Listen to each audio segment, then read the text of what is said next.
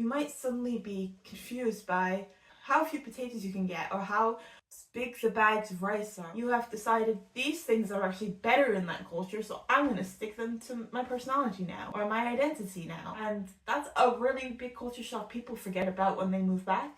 Hi everyone, Danielle here. I'm a third culture individual, and on my channel I talk about everything to do with being a third culture individual, which basically just means I moved abroad as a kid. Today I will be talking about what it's like to move back to your home country after living abroad.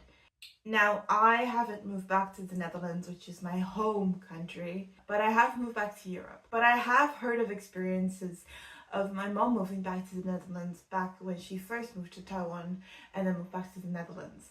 So I do have some idea of what it might be like. And I moved back to Europe and I'm back in the Netherlands, back and forth between UK and Netherlands quite a lot.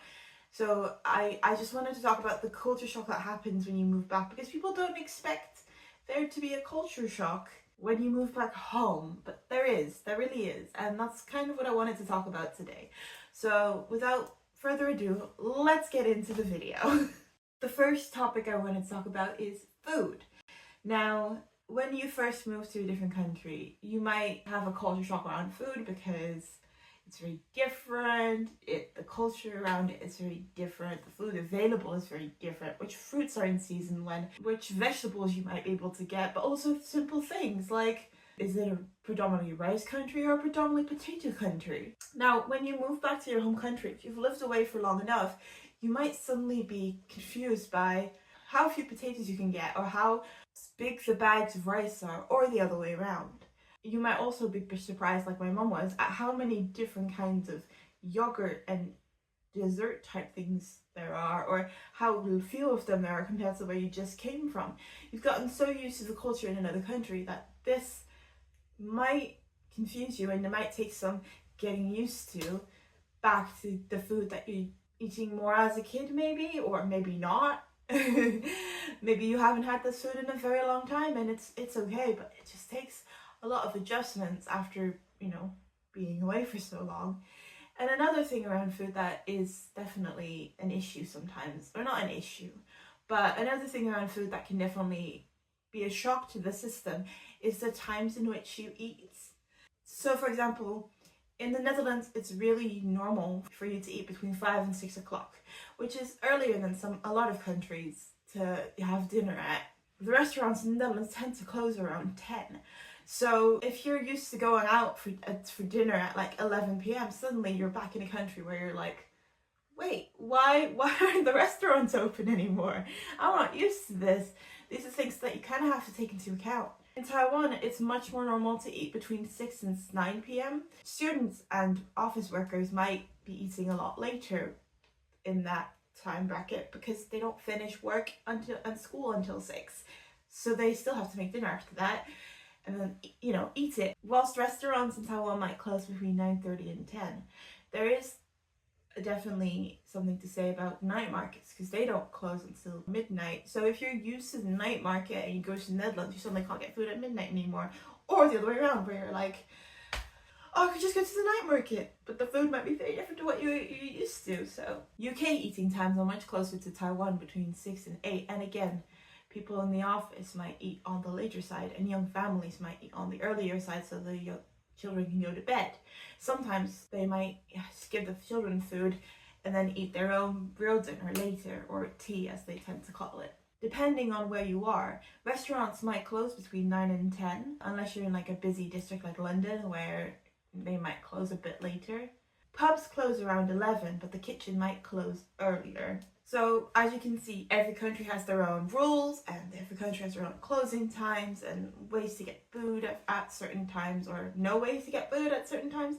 So if you're moving back to your home country expecting one thing because you're used to it, you might realize that actually your home country isn't that and like what you expect, and that might slip your mind when you move, but that might be a huge culture shock. Finally, the last thing about food I want to talk about, not really food but more beverages, is the drinking culture. For example, in Taiwan, they aren't really big on getting drunk. They don't drink to get drunk usually in the culture. It's more of like a socialization thing. So if you're going out for dinner with a group or things like that, then you're more likely to drink, but you won't drink just to get blackout drunk, as much. That's not seen as societally normal. Meanwhile, in the UK, there's a big pub and drinking culture. And almost half of people, 48%, according to a study that I will link in the description, do drink weekly.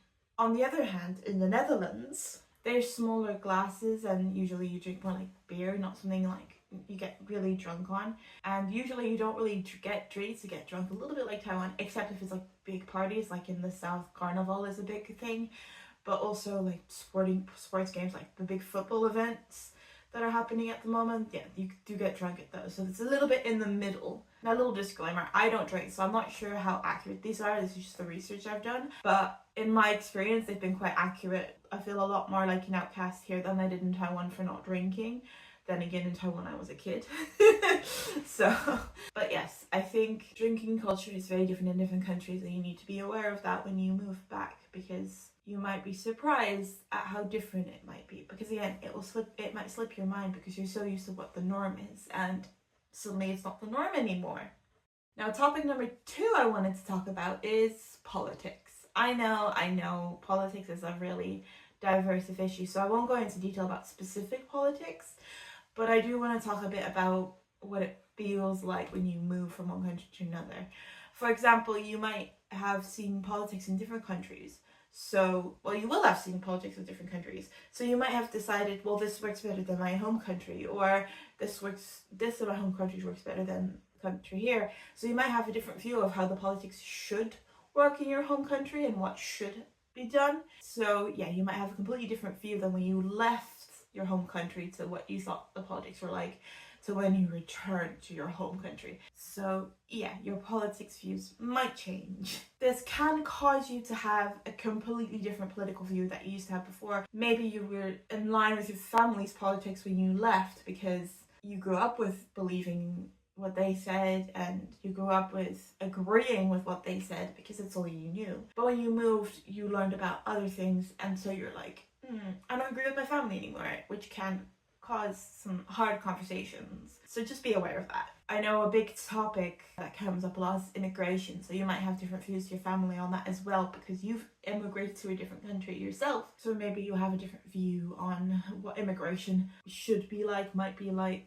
Also, I know for me, I've gotten a lot more of a sense of justice since I've moved. So I've gotten a lot more political in my inner circles. I have a lot more political conversations, and I feel a lot more like it's important. I've become more political in my personal life than I would have done if I hadn't moved, I think. And that might happen to you too. I don't know. It's just something to be aware of. It can happen. You might have very strong opinions all of a sudden that you didn't really have before. That might clash with people around you. So yes, be careful when you have those conversations, that you're in the right mindset to have those conversations, and that you listen to their point of view as well, because you can't have a productive conversation if neither of the parties are listening to the other. And the best way to have the other person listen to you is by listening to them. Anyway, that's a little tangent. And finally, a little thing that kind of defeats what I just said, but at the same time it's true for me as well. You might forget or never have learned, if you moved as a kid, what politics are like in your home country, because you've been like looking at the country that you live in, and whether or not you can vote doesn't really matter. You have an opinion because you see it on the news every week or hear it from people every day, but you might not be so in touch with what's happening with politics in your home country until you move. So suddenly you have a lot of catching up to do. That can happen, and it can be a big culture shock. Finally, the last topic I want to talk about culture shocks moving back home is the people. The people that you meet, the people that you hang out with, the people that you talk to on a daily basis. This can be colleagues, family, friends, anyone you speak to. Now, you might think, oh, I'm going home, I'll fit right in. You won't. I can promise you won't fit in the same way you did before. You'll be different. You have moved to a different country. You have absorbed that country's culture for however long you've been there. Then you move back home, suddenly you're different. Think of it as like people in your home countries are circles. People in the country you move to culturally are are, for example, triangles. Now, when you move to fit into that country a bit more and to like be able to survive in that culture, you may have formed a little bit more like, got some rougher edges. Maybe you're not fully a triangle, you're probably not fully a triangle, but you definitely are look a bit different to the circle. You've got a rougher edge, you've got, you know, and then you move back, you're not going to turn back into that circle. You've changed forever. You have taken up some of that culture. You have absorbed some of that culture. You have decided these things are actually better in that culture, so I'm going to stick them to my personality now, or my identity now. So you're never going to fully fit in your home country again. And that's a really big culture shock people forget about when they move back. And I think that's the biggest one where people are like, oh, I thought I would just fit in. I thought I would pick up where I left off. You're not going to pick up where you left off in the same way. There's also the fact that the people who you go back to, you know, you're expecting to be excited to hear about your adventures. But some cultures, they're like, you know, just keep calm and carry on, right? So they might want to hear it for like 2 conversations and then they get bored. I know my mom had that experience where she wanted to talk about all the things she did in Taiwan, and then the Dutch people around her were like, we've heard it. We don't need to hear more. We know you went to Taiwan and now you're just bragging. And yeah, I think it's important to keep in mind that people might not be as receptive as you think they are because they haven't experienced it like you have, and they will never maybe experience it like you have, and so they don't understand that you've fundamentally changed as a person. They might think you will just pick up where you left off because you've gone back home, right? But even if you do know that you can't do that, maybe they don't. They don't understand. They've never been through it. They haven't seen the other culture. They don't know what you've experienced. They don't live in your body and brain. And that sucks sometimes because it hurts. And you're like, I wish I never moved maybe. Or I wish they could see why this is so hard.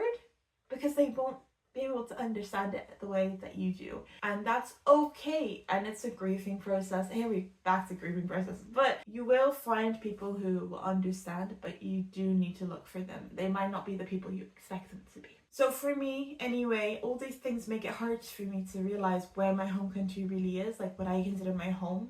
Because even if I did move back to the Netherlands, I know I'd come across all these different topics and things that might be hard for me to have a culture shock when I move back. If I move back. I don't know if I'm moving back, but we'll see. I think that's what makes it hard to realize where your home is, because suddenly your home is everywhere and nowhere at the same time. And that's the core experience of being a third culture individual, I think. If you feel seen at all, even if you didn't move as a kid, but you moved as an adult and now you're moving back and you feel like, yes, I understand you. I feel like I understand what you're saying, and you've watched all this way, please do subscribe. I am building a community for people like us, and I would love for you to be part of it. Please do like and comment for any future video ideas, or also your experience of moving back home, because I'm curious, because I never did it. I know people who did, but I never did it, and I would love to know your experience. So please do leave a comment below, and I'll see you in the next video.